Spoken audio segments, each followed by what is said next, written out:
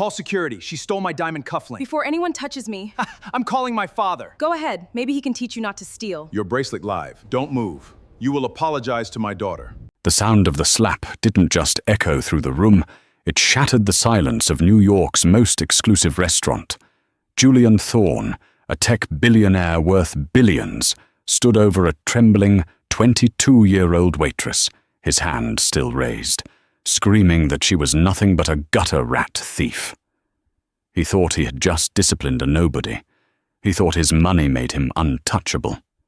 But when that crying waitress wiped the blood from her lip and pulled out her cracked iPhone to make one phone call, Julian Thorne didn't realize he had just signed his own death warrant. He froze, not because of the police, but because of the name she whispered into the receiver. This is the story of how arrogance destroyed an empire in 60 minutes.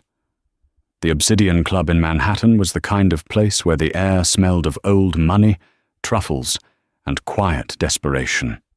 To get a table here, you didn't just need a reservation. You needed a lineage.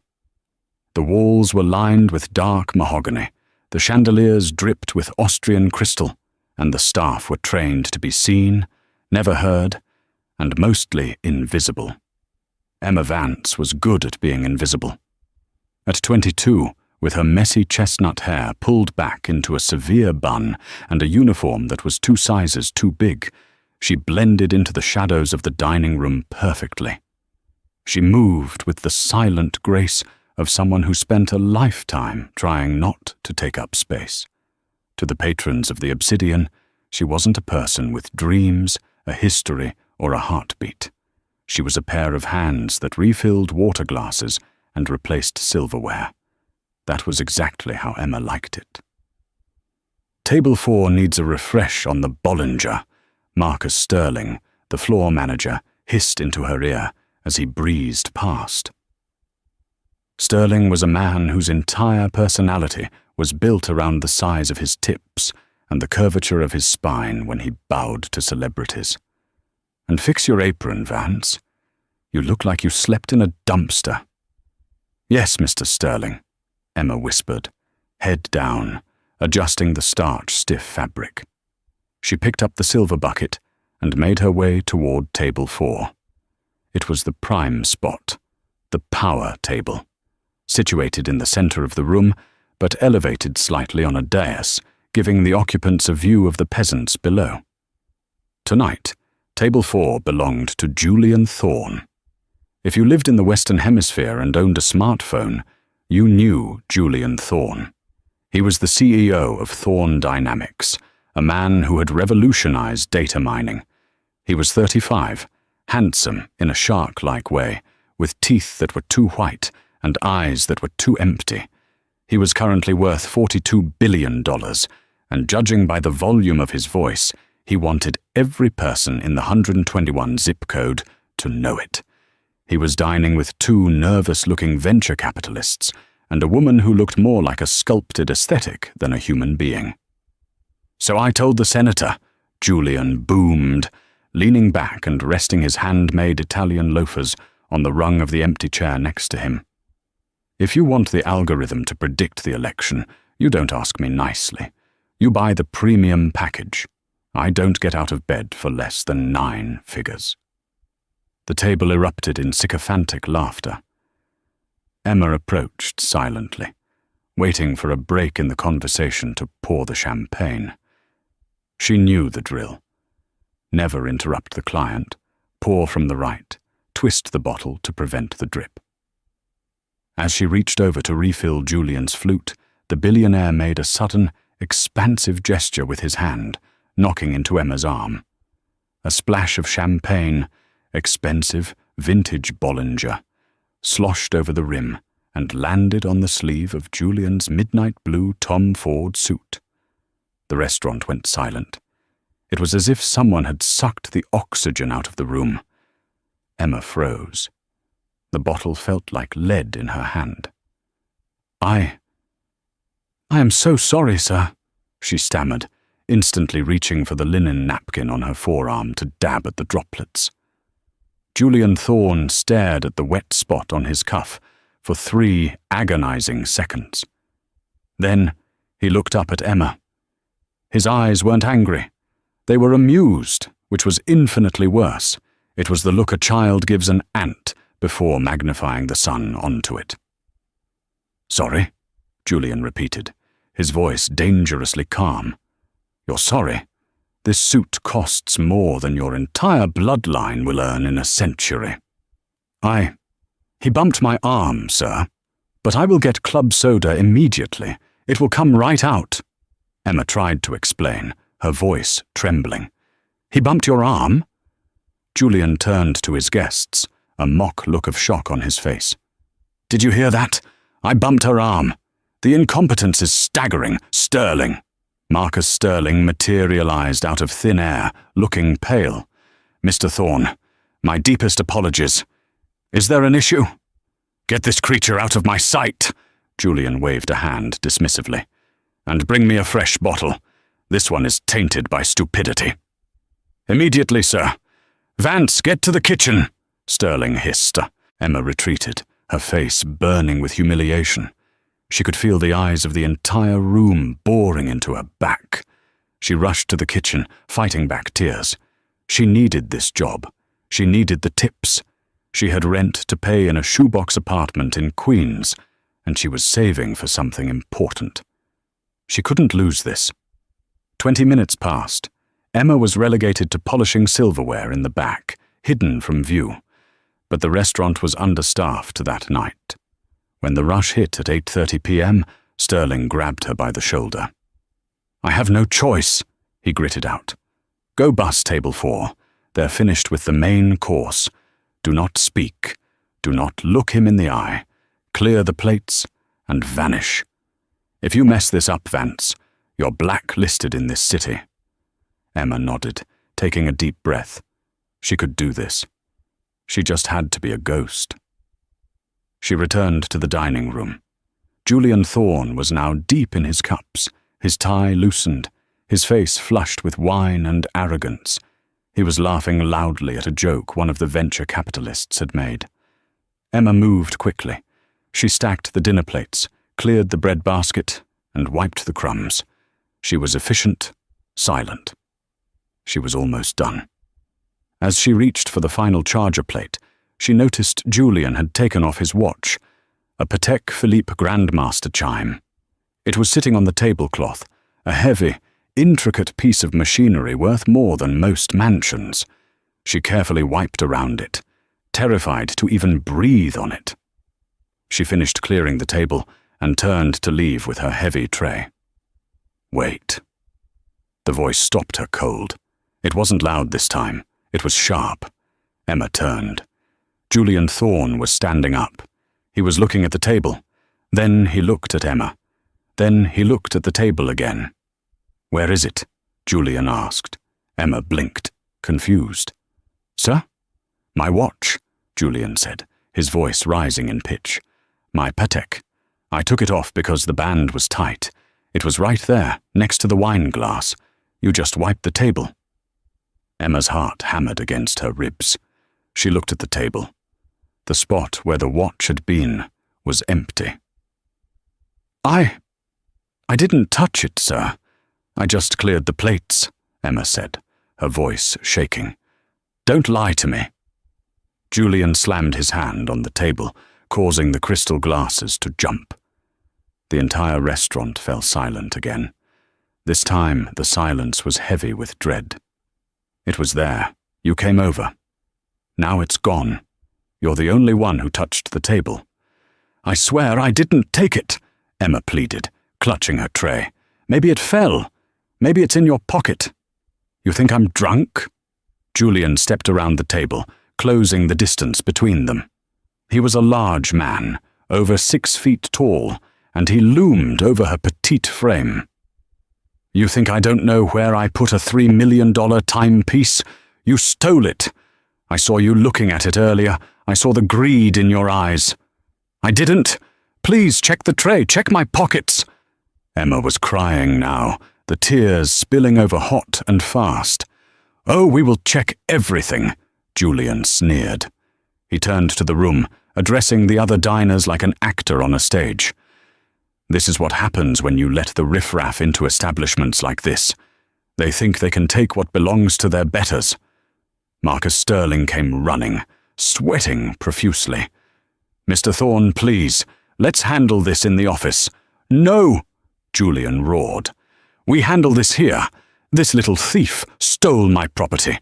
I want it back, and I want her in handcuffs." He turned back to Emma, his face twisted with rage. "Give it to me, now!" "I don't have it," Emma sobbed. Julian Thorne, the man who was on the cover of Forbes, the man who claimed to be a visionary, lost all control. Fueled by alcohol and an unchecked ego, he pulled his hand back. Crack! The slap was vicious. It caught Emma on the cheekbone, the force of it spinning her around. She dropped the heavy tray, plates shattered on the marble floor, silverware scattered with a deafening clatter. Emma fell to her knees, clutching her face, shock radiating through her body. The restaurant gasped. A few chairs scraped back, but no one moved to help. The power dynamic was too terrifying. Julian stood over her, breathing heavily, adjusting his cufflinks. "Don't you play the victim with me?" he spat. "You're a thief, a dirty little gutter rat thief." For a long moment, the only sound in the Obsidian Club was the soft sobbing of Emma Vance and the buzzing of the ambient electronic music that felt jarringly cheerful against the violence that had just occurred. Emma tasted copper. Her lip was split. Her cheek felt like it was on fire. But the physical pain was nothing compared to the burning shame. She was on her knees in the middle of a room full of the city's elite, surrounded by broken porcelain and remnants of lobster bisque. She looked up through her tears. She saw faces turned away, people pretending to inspect their wine or their phones. They saw it happen. They knew he was wrong, or at least they knew a man shouldn't strike a woman. But nobody wanted to cross Julian Thorne.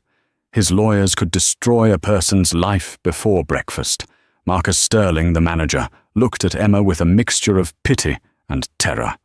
But terror won. He looked at Julian. "Mr. Thorne, I will call the police immediately," Sterling stammered. "Police?" "Yes, but not before we find my watch," Julian growled. He looked down at Emma. "Empty your pockets. Now. Or do I need to have my security detail strip search you right here?" Emma's eyes went wide. The humiliation was total. "I didn't take it," she whispered, her voice broken. "Please, Mr. Sterling, you know me. I've worked here for 6 months. I've never taken a sugar packet." "Be quiet, Vance," Sterling snapped, though his voice wavered. "Just turn out your pockets. Let's resolve this." With trembling hands, Emma reached into her apron. She pulled out a notepad, a cheap ballpoint pen, and a wine key. She turned the pockets inside out. Nothing. She reached into her skirt pockets. A few coins, a hair tie, nothing. "Check her socks. Check her bra," Julian demanded, his eyes manic. She probably dropped it in the trash when she realized she was caught. "That is enough." The voice came from table 7. An older gentleman with silver hair stood up. "You struck the girl, Thorne. That's assault. The watch isn't on her. Let the police handle it." Julian whipped around, his eyes narrowing. "Sit down, old man. Unless you want Thorne Dynamics to buy your little firm and liquidate it by noon tomorrow, this doesn't concern you." The older man hesitated. He looked at his wife, who looked terrified. Slowly, shamefully, he sat back down. Julian smirked. He had won. He always won. He turned back to Emma. "You see? No one is coming to save you, because you are nobody. You are a thief who got caught." Emma wiped the blood from her lip with the back of her hand. Something in her shifted. The fear was still there, paralyzing and cold, but beneath it, a spark of something else began to burn. Anger. She wasn't a thief. She was working this job to understand the world, to see how people lived, to learn the value of $1 before she took on the responsibilities that awaited her. She had endured the long hours, the aching feet, and the rude customers because she wanted to be humble. But there was nothing humble about being abused by a bully. Slowly, Emma stood up. She was short, barely 5'4", but she stood straight. She looked Julian Thorne in the eye. "I did not steal your watch," she said. Her voice was quiet, but it was steady. "And you made a mistake, touching me." Julian laughed. It was a cruel, barking sound. "A mistake? The only mistake was your mother not swallowing you. You're fired. Sterling, she's fired, right?" "Yes, of course," Sterling said quickly. "Vance, gather your things and wait in the office for the police." "No," Emma said. "Excuse me?" Julian stepped closer, invading her personal space again. "I said no," Emma repeated. "I'm not going to the office, and I'm not leaving until I get an apology." Julian stared at her, genuinely baffled. "An apology? From me? To you?" He looked around the room, grinning. "She wants an apology. Listen to this delusion." He leaned in close to her ear, his breath smelling of stale wine. "I'm going to ruin you. I'm going to make sure you get a felony record. You'll never work in this town again. You'll be lucky to scrub toilets in a prison cell." Emma didn't flinch this time. She reached into her back pocket and pulled out her phone. It was an old model, the screen cracked in the corner. "Who are you calling?" Julian mocked. "Your boyfriend? Some other waiter who can come and wipe your tears?" "No," Emma said, unlocking the screen. Her fingers hovered over the contacts. She only had a few numbers saved. She scrolled to the bottom, to a contact simply labeled Father. She hadn't called this number in 2 years. She had left home to prove she could make it on her own, to escape the immense shadow of her family name. They had parted on difficult terms. He had told her, "The world is a shark tank, Emma. When you realize you're not a shark, you'll come back." She hated that he was right. She wasn't a shark, but she knew one. The biggest shark in the ocean. "I'm calling my father," Emma said softly. Julian burst into laughter again. "Daddy? You're calling Daddy? What's he going to do? Come down here in his beat-up Toyota and yell at me?" Emma pressed the call button. She put the phone to her ear. It rang once, twice. "Hello?" The voice on the other end was deep, gravelly, and instantly alert. It was a voice that commanded boardrooms across 3 continents. "Papa?" Emma said, her voice cracking for the first time since she stood up. "Emma." The tone on the other end shifted from commanding to concerned in a millisecond. "Emma, is that you? Are you okay?"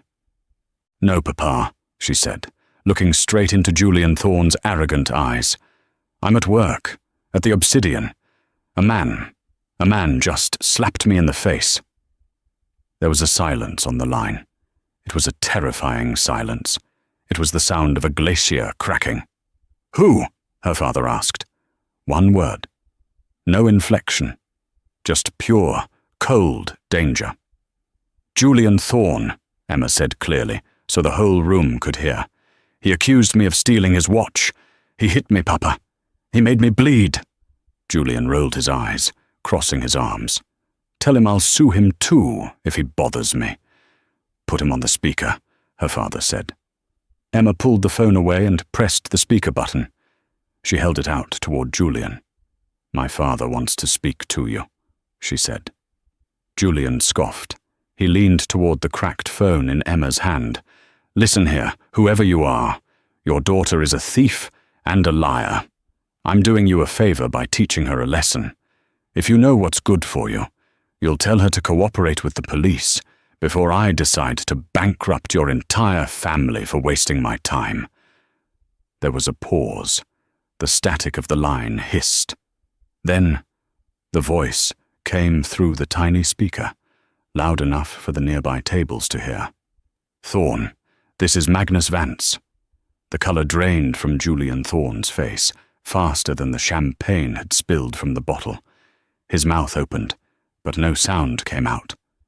Magnus Vance. The room seemed to tilt. Everyone knew the name. Magnus Vance wasn't just a billionaire. He was the bedrock of the economy. He owned the banks that lent Julian money.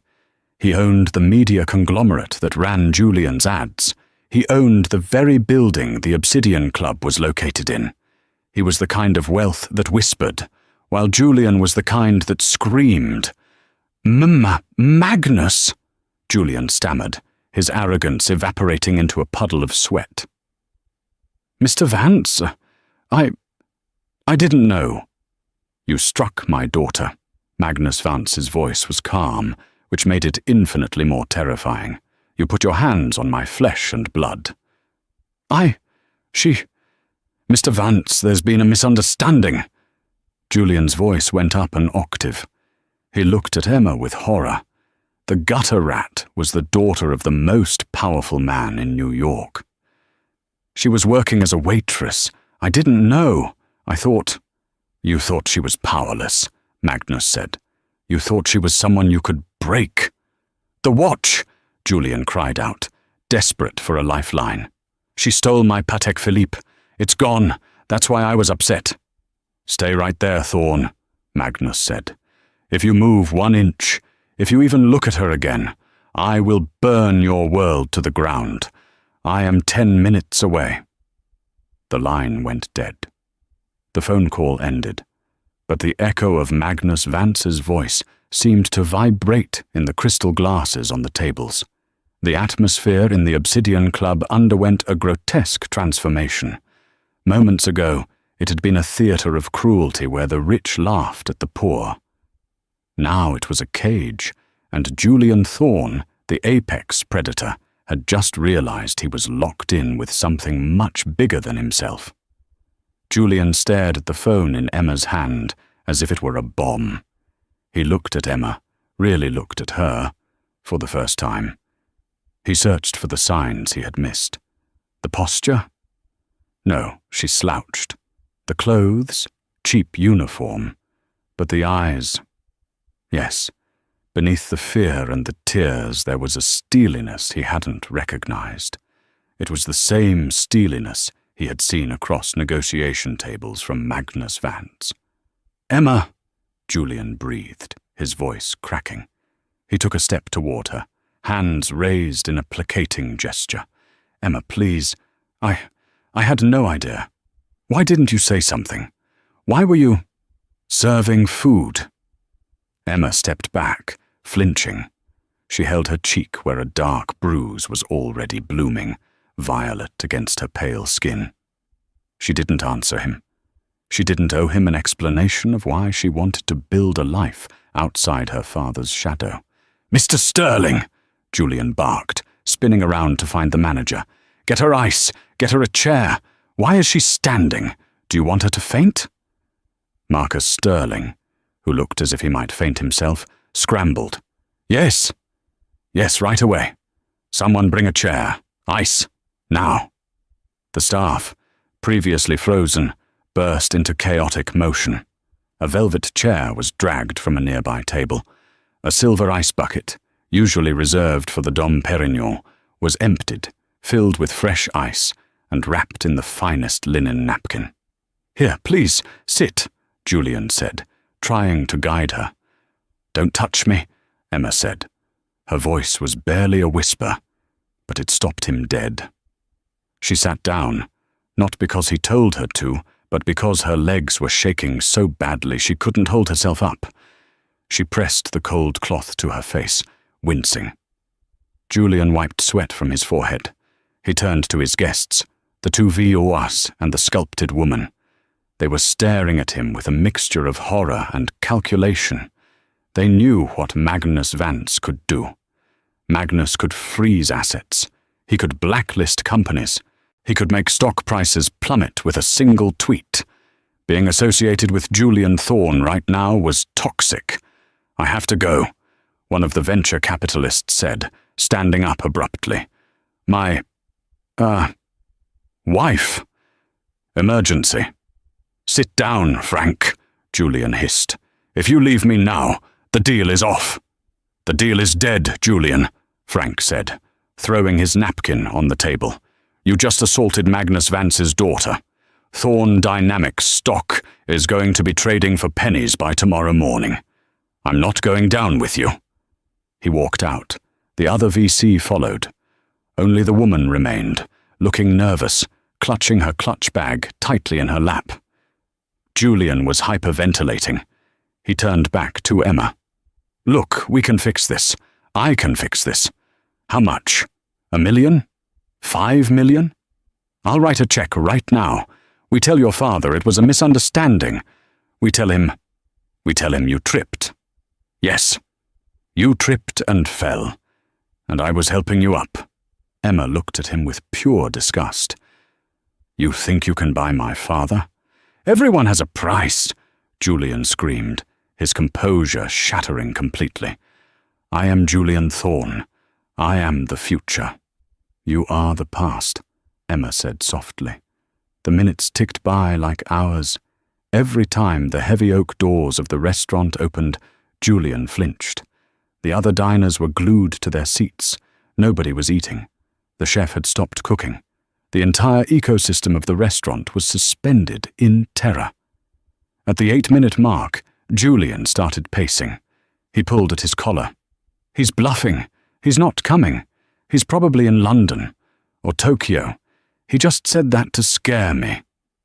He looked at the empty spot on the table where his watch had been. And the watch? You still have the watch. That's the leverage. Even if he comes, you're still a thief. He can't change the law. Theft is theft. He was trying to convince himself. He was desperate to find a narrative where he wasn't the villain, where he wasn't doomed. I didn't take your watch, Emma said tiredly. Then where is it? Julian yelled, kicking the table leg. Boom. The double doors of the Obsidian Club didn't just open. They were thrown wide with such force that they hit the stoppers with a thunderous clap. The silence in the room broke. 2 men in dark suits entered first. They were massive, efficient, and scanned the room with professional paranoia. They were private security, the kind that operated above the law. Then Magnus Vance walked in. He was 60 years old, but he moved with the kinetic energy of a heavyweight boxer. He wore a charcoal wool coat over a suit that cost more than the restaurant's monthly revenue. His hair was silver, swept back, and his face was etched with lines of hard decisions and ruthless victories. But his eyes, usually cold blue steel, were currently burning with a father's rage. He didn't look at the staff. He didn't look at the guests. He didn't look at Julian. He walked straight to the center of the room, to the velvet chair where the girl in the oversized waitress uniform sat, holding ice to her face. Emma, he said. His voice wasn't the booming voice from the phone. It was soft, almost broken. Emma looked up, tears spilling fresh. Papa. Magnus knelt. It was a sight that would be talked about in New York society for decades. Magnus Vance, the Iron King, kneeling on a restaurant floor. He gently took her hand and pulled the napkin away from her face.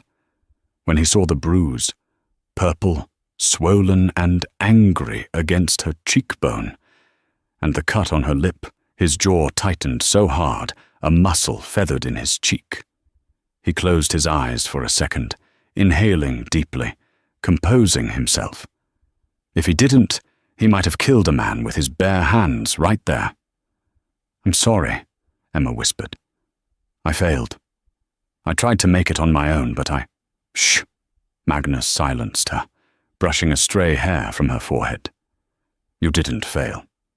You survived. There is no shame in calling for the cavalry when you're facing a monster. He stood up. He helped Emma to her feet, keeping a protective arm around her shoulders. He handed her to one of the security guards. Take her to the car. Get Dr. Harris on the phone. I want her checked for a concussion immediately." "Yes, Mr. Vance," the guard said, gently guiding Emma away.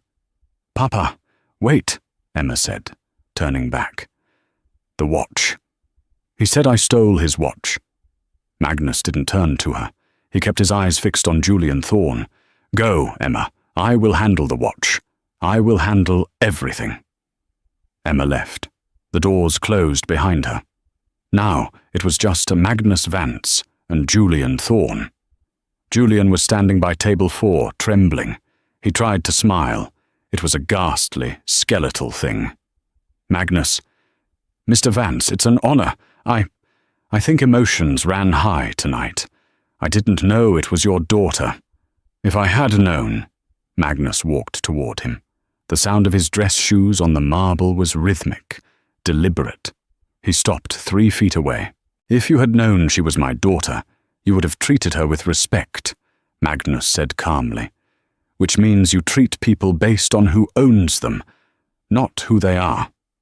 You treat the powerful with reverence, and the weak with violence." "She was insolent," Julian blurted out, panic making him stupid. "And she stole my Patek Philippe. It's a Grandmaster chime. It's gone." Magnus looked at the table. He looked at the disarray.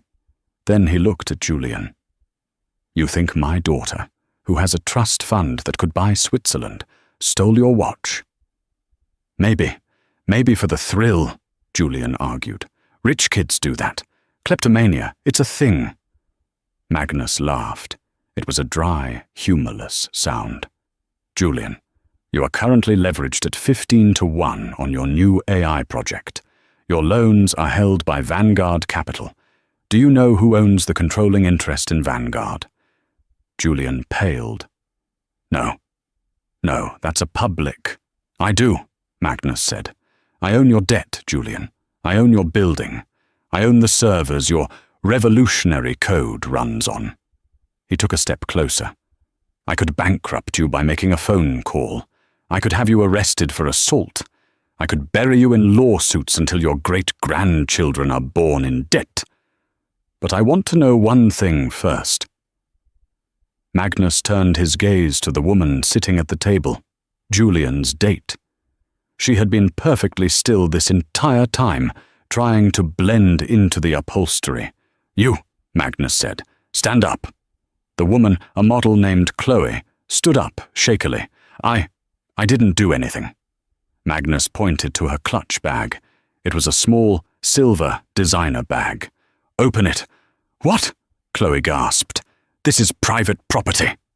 "Open it!" Magnus roared, his voice finally rising to a thunderclap that shook the walls. Chloe sobbed, her fingers fumbling with the clasp. She opened the bag. Magnus reached in. He didn't pull out lipstick. He didn't pull out a phone. He pulled out a Patek Philippe Grandmaster chime. The room gasped. Julian Thorne looked at the watch, then at Chloe, his eyes bulging out of his head. "Chloe," Julian whispered. "I'm sorry," Chloe wailed. "You said you were going to dump me. You said you were bored. I needed insurance. It was just sitting there." Magnus dangled the watch in the air, the $3 million object that had caused a young girl to be beaten and humiliated. "She didn't steal it," Magnus said, his voice dropping to a terrifying whisper. "The staff didn't steal it. Your own greed and the company you keep stole it." He tossed the watch onto the table. It hit the porcelain plate with a heavy thud, cracking the crystal face. Julian stared at the broken watch. He looked at Magnus. "Mr. Vance, please. I didn't know. The woman, she took it. It wasn't my fault." "You struck my child," Magnus said, "because you were lazy, because you were careless, and because you are a bully." Magnus pulled out his phone. He dialed a number. "Execute Order 66 on Thorne Dynamics," Magnus said into the phone. "Pull the credit lines, call in the loans, and release the statement to the press that we are severing all ties due to ethical misconduct and criminal assault by the CEO." "No!" Julian screamed, falling to his knees. "No, you can't! That will kill the IPO! That will destroy everything!" Magnus looked down at the man on the floor. "You slapped a waitress because you thought she was nobody. You forgot the first rule of power, Julian." Magnus leaned down, his face inches from Julian's. "You never know who is standing in the shadows." The fall of a titan is rarely silent. Usually, it is a slow crumbling of assets and reputation over years. But for Julian Thorne, the destruction was vertical, instantaneous, and televised. By the time the police arrived at the Obsidian Club to drag a weeping, protesting Julian out in handcuffs, the video footage from the restaurant's security cameras had already been secured by Magnus Vance's private team. Within an hour, a leaked clip, showing only the slap and Julian's subsequent tirade, was trending #1 globally on X, formerly Twitter. The headline was simple and devastating. "Tech billionaire assaults waitress Overwatch, he lost." Julian spent the night in a holding cell at the 19th precinct. He sat on a metal bench, still wearing his ruined Tom Ford suit, smelling of dried champagne and fear. He kept demanding to see his lawyers, screaming that he was a victim of entrapment, that Chloe was the thief, that Magnus Vance was orchestrating a conspiracy. But when his lawyer, a shark named Arthur Pendleton, who charged $2,000 an hour, finally arrived at 4:10 a.m., he didn't look ready to fight. He looked like he was attending a funeral. "Get me out of here, Arthur," Julian hissed, gripping the bars. "Sue them, sue the city, sue Vance for defamation." Arthur sighed, placing his briefcase on the table. He didn't sit down. "Julian, shut up." Julian blinked, stunned. "Excuse me?" I said, "Shut up. There is no suing Vance. Do you know what happened while you were in here?" Arthur pulled out a tablet and held it up. The screen showed a stock ticker. THRN, Thorne Dynamics. 82%. "The market opened in pre-trading in London and Hong Kong," Arthur explained, his voice devoid of sympathy. "Vance's banks called in your loans at midnight.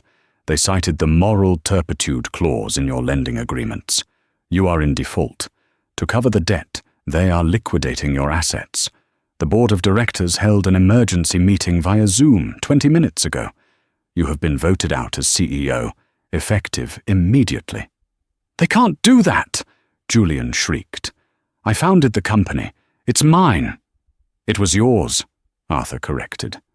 "Now it belongs to the creditors. Specifically, it belongs to a holding company called Vengeance LLC, which was incorporated 3 hours ago. Take a wild guess who owns it." Julian slumped against the cold concrete wall. Magnus Vance hadn't just beaten him. He had eaten him alive. Meanwhile, across the city, in a penthouse suite at the St. Regis, the atmosphere was quiet, sterile, and safe. Emma sat on a plush sofa, a heavy blanket wrapped around her. Her cheek was bandaged, and her lip was stitched. She held a cup of tea with both hands, staring out at the skyline. Magnus Vance sat in the armchair opposite her.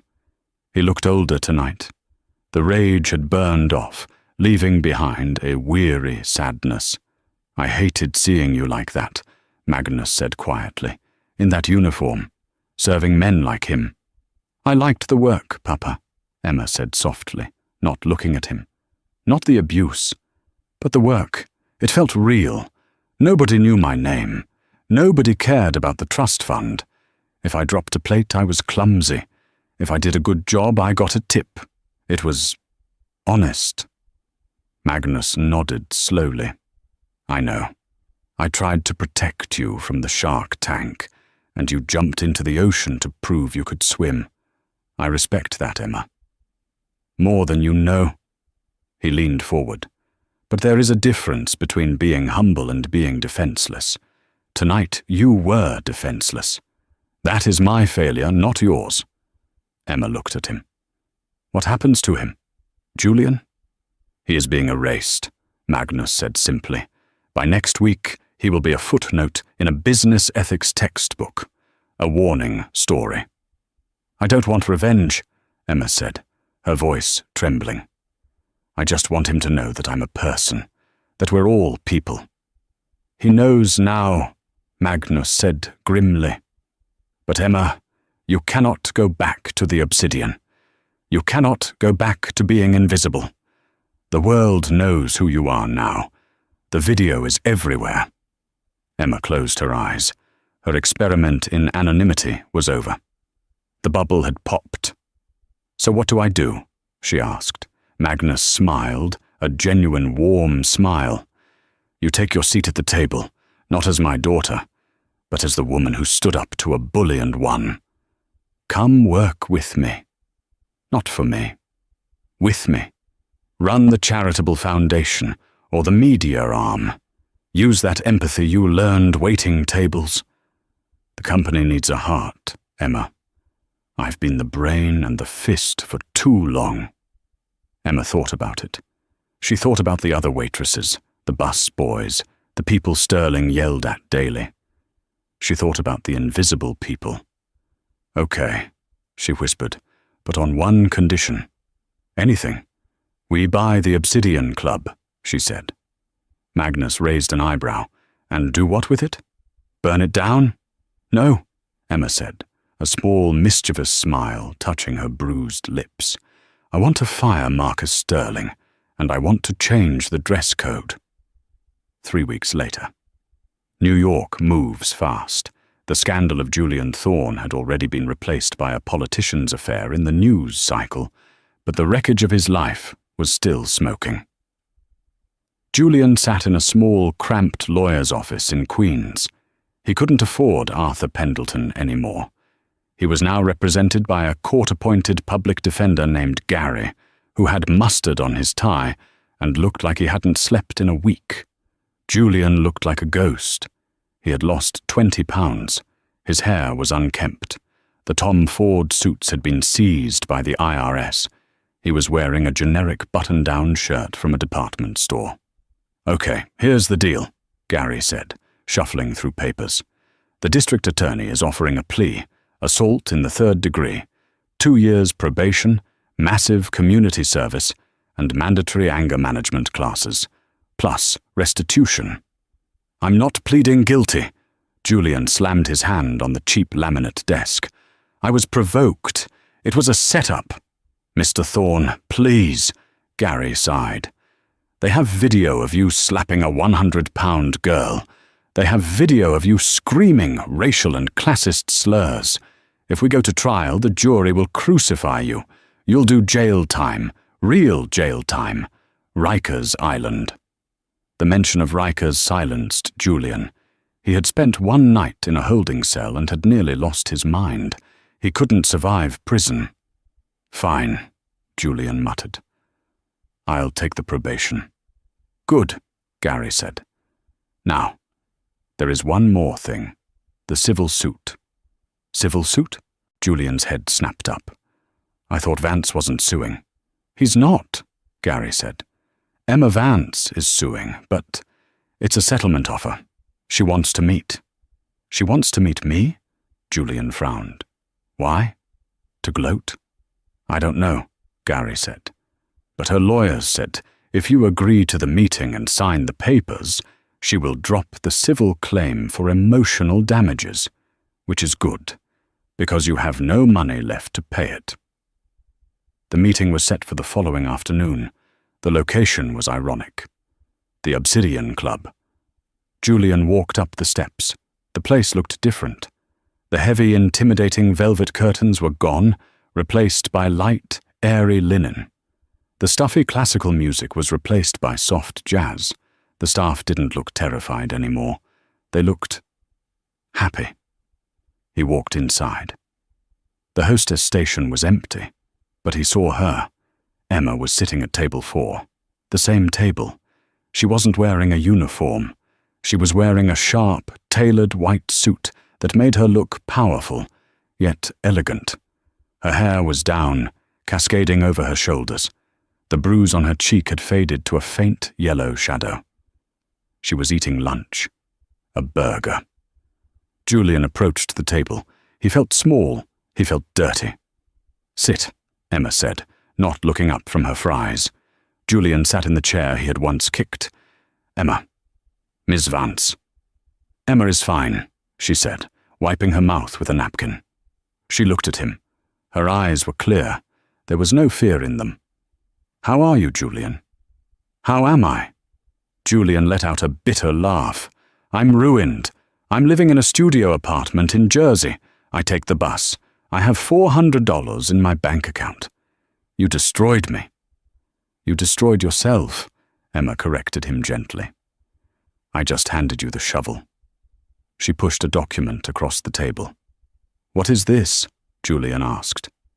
"The settlement," Emma said. "I'm dropping the lawsuit. I don't want your money. I don't want to drag this out in court." Julian looked at the paper. It was a simple waiver. He reached for a pen. "Fine, I'll sign it. And then I never want to see you again." "There is a condition," Emma said. Julian froze. "What?" "Read paragraph 4. Julian looked down. "The defendant agrees to complete 500 hours of community service at a location designated by the plaintiff." "I'm already doing community service for the state," Julian argued, "picking up trash on the highway." "This is different," Emma said. "This is for me. If you want me to drop the civil suit, which seeks $10 million you don't have, you will agree to this." Julian gritted his teeth. He had no choice. If she sued him and won a judgment, they would garnish his wages for the rest of his life. He would never recover. "Fine," he spat. He signed the paper aggressively. "Where is the service? A soup kitchen? An animal shelter?" Emma smiled. It was the smile of someone who had learned the game and rewritten the rules. "No," she said. "Here." Julian looked around the restaurant. "Here? At the Obsidian?" "Yes," Emma said. "I bought the place. And we're short-staffed." She reached under the table and pulled out a bundle of fabric. She tossed it to him. It was an apron, a white, starched waiter's apron. "You start tonight," Emma said, taking a bite of her burger. "Table 7 needs water." "And Julian?" He stared at the apron, his face a mask of horror. "Don't forget to pour from the right," she said. "And if you break anything, it's coming out of your tips." Julian stood there, the apron in his hands. He looked at the door. He could leave. He could walk out and face bankruptcy, debt collectors, and a lifetime of legal battles. Or he could put on the apron. Slowly, painfully, the former billionaire, the king of Silicon Alley, tied the strings around his waist. He picked up the water pitcher. He walked toward table 7. Emma watched him go. She didn't gloat. She just finished her lunch, left a generous tip on the table for the staff, and walked out into the bright New York sunshine, ready to start her real life. 6 months later. New York City has a short memory for scandal, but it has a long memory for status. The Obsidian Club had changed. Under Emma's ownership, it was no longer just a place for the ultra-wealthy to flaunt their net worth. It had become a cultural hotspot, a place where artists, writers, and thinkers mixed with the old money. The dress code was relaxed, the menu was locally sourced, and the atmosphere was vibrant. But there was one attraction that still drew a specific crowd, one curiosity that the elite whispered about at cocktail parties. "Is he still there?" they would ask. "Yes," others would answer. "Table 7. He's always at table 7. Emma Vance sat in her office on the top floor of the Vance Enterprises Tower. The glass walls offered a panoramic view of the city that looked like a circuit board of lights. She wasn't hiding in the shadows anymore. She was the director of philanthropy, managing a fund of $2 billion dedicated to legal aid for service workers and underprivileged families. She looked different. The shyness was gone, replaced by a quiet confidence. She wore her family name, not as a shield, but as a tool to pry open doors for others. Her phone buzzed. It was Marcus Sterling. Emma had fired Sterling, as promised, but she had rehired him 2 weeks later as a busboy, stripping him of his title and his power. She told him he could earn his way back up if he learned to treat his staff like human beings. Surprisingly, he had stayed. "Miss Vance?" Sterling's voice came through, sounding humble. "The shift is ending. There is a situation with the employee." "Julian?" Emma asked, signing a grant document. "Yes, a customer recognized him, a former competitor. He poured wine on Mr. Thorne, deliberately." Emma stopped writing. She sighed. "I'll be there in 20 minutes.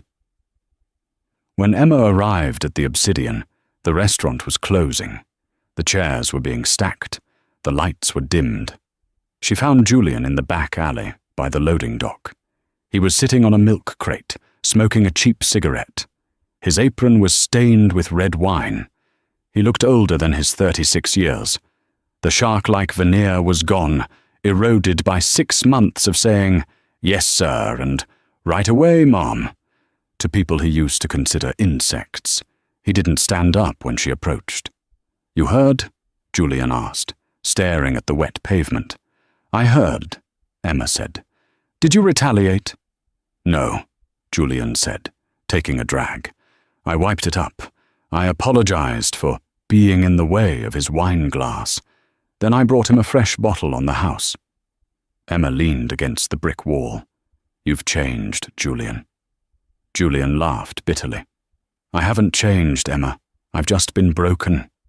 There's a difference." He flicked the cigarette away. "I used to think power was money. I thought if I had enough zeros in my bank account, I could reshape reality. But tonight, when that guy dumped a $200 Cabernet on me, I realized something." "What?" "That I did the same thing to you." Julian looked up at her. His eyes were tired, haunted. "I spilled champagne on you. I blamed you. I tried to destroy you. Tonight I was you." "That was the point," Emma said softly. "I know," Julian nodded. "The sentence is almost up. My community service hours. I have 40 hours left. Then I'm free." "What will you do?" Emma asked. Julian looked at his hands that used to code algorithms, now rough from carrying heavy trays and washing dishes. "I don't know. I can't go back to tech. My name is Poison. Maybe I'll move. Midwest. Somewhere nobody knows who Julian Thorne was." Emma reached into her purse. She pulled out an envelope. "My father wanted me to give you this," she said. Julian took it suspiciously. He opened it. Inside was a check. It wasn't for millions. It was for 50,000 tolozolus. And a letter. "Read it," Emma said. Julian unfolded the letter. It was handwritten in Magnus Vance's blocky script. "Thorne, a man who never falls, never learns how to stand up. You have served your time. You have eaten your pride. This is seed money, not a handout, a loan, at 5% interest. If you start a company that actually helps people instead of exploiting them, I might be inclined to invest in round 2. Don't make me regret this. MV." Julian stared at the check. His hands shook. Tears pooled in his eyes, not tears of rage this time, but of relief. "Why?" Julian whispered. "After everything I did?" "Because my father believes in investments," Emma said, pushing off the wall. "And he thinks that maybe, just maybe, you've finally become a human being worth investing in." She turned to leave. "Finish your shift, Julian. Then go build something real." Emma walked away down the alley, the sound of the city humming around her. She didn't look back. She didn't need to. She had learned that the best way to defeat a monster isn't to kill him, it's to teach him how to be a man. Julian sat alone on the crate for a long time. He looked at the check. He looked at the dirty apron. Slowly, he untied the apron and folded it neatly. He stood up, took a deep breath of the cool night air, and walked out of the alley. The billionaire who slapped a waitress was dead. The man who walked into the night was just starting to live. And that is the story of Julian Thorne and Emma Vance. It's a brutal reminder that in the game of life, the pieces can switch places in an instant. Julian thought his wealth made him a god, but he forgot that character is the only currency that matters when the bank accounts hit zero. He had to lose everything to find the humanity he threw away. So what do you think? Did Julian deserve a second chance at the end, or should Emma have left him to rot? If you were in Emma's shoes, would you have forgiven him? Let me know in the comments below. I read every single one. If this story gave you chills, or if you believe that karma always comes back around, please hit that like button. It really helps the channel. And if you want more stories about justice, revenge, and the twisted lives of the rich and powerful, make sure to subscribe and ring that notification bell so you never miss a new video. Thanks for watching, and remember, be careful who you step on today, because they might be the one holding the ladder tomorrow. See you in the next one.